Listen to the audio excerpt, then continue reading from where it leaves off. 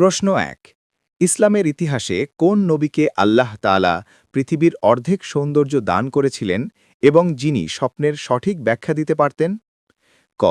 হজরত ইসমাইল আলাইহিসসালাম, খ। হজরত ইউসুফ আলাইহিসসালাম, গ। হজরত সালেহ আলাইহিসসালাম। সঠিক উত্তরটি জানার আগে ভিডিওটিতে লাইক দিয়ে দ্বীনি কাজের অংশীদার হন। সঠিক উত্তরটি হবে খ। হজরত ইউসুফ আলাইহিসসালাম। হজরত ইউসুফ আলাইহিসসালাম এতই সুন্দর ছিলেন যে মিশরের নারীরা তাকে দেখে বিমোহিত হয়ে নিজেদের হাত কেটে ফেলেছিলেন।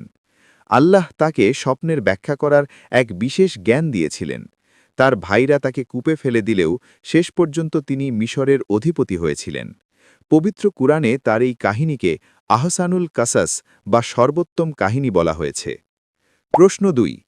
পবিত্র কাবা শরীফ তো পৃথিবীর প্রথম ঘর, কিন্তু আপনি কি জানেন পৃথিবীতে নির্মিত দ্বিতীয় মসজিদ কোনটি যা কাবার ৪০ বছর পর তৈরি করা হয়েছিল? ক। মসজিদে কুবা, খ।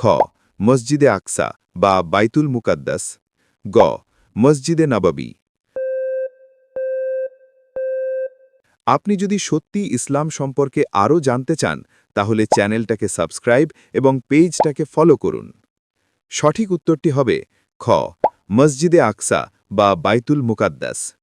মসজিদে আকসা হল মুসলমানদের প্রথম কিবলা। নবীজি হিজরতের পর প্রায় ১৭ মাস এই মসজিদের দিকে মুখ করে নামাজ পড়েছেন। এটি পৃথিবীর এমন এক পবিত্র স্থান যেখান থেকে নবীজি মিরাজে গমন করেছিলেন। এই মসজিদে এক রাকাত নামাজ পড়লে ৫০০ রাকাত নামাজের সওয়াব পাওয়া যায়। প্রশ্ন ৩। কোন নবীকে আল্লাহ তাআলা পরীক্ষার জন্য বিশাল এক মাছের পেটে ৪০ দিন জীবিত রেখেছিলেন এবং তিনি সেখানে আল্লাহর জিকির করেছিলেন? ক। হজরত ইউনুস আলাইহিসসালাম, খ। হজরত ইউসুফ আলাইহিসসালাম, গ। হজরত ইয়াকুব আলাইহিসসালাম। উত্তরটি জানার আগে ভিডিওটি শেয়ার করুন। একটি ভালো কথা শেয়ার করাও সাদাকা। এই জ্ঞানটি শেয়ার করে আপনিও সাদাকায়ে জারিয়ার অংশীদার হন। আপনার হয়তো একটি শেয়ার হাজারো মানুষকে সঠিক পথে আনবে। সঠিক উত্তরটি হবে ক। হজরত ইউনুস আলাইহিসসালাম। হজরত ইউনুস আলাইহিসসালাম যখন মাছের পেটে অন্ধকারে বন্দী ছিলেন তখন তিনি একটি বিশেষ দোয়া পড়েছিলেন, লা ইলাহা ইল্লা আন্তা সুবহানাকা ইন্নী কুনতু মিনাজ জলিমিন। আল্লাহ তার এই দোয়া কবুল করেন এবং মাছটিকে নির্দেশ দেন তাকে অক্ষত অবস্থায় তীরে উগড়ে দিতে। আজও কোনো বিপদে পড়লে এই দোয়াটি পড়লে আল্লাহ সাহায্য করেন।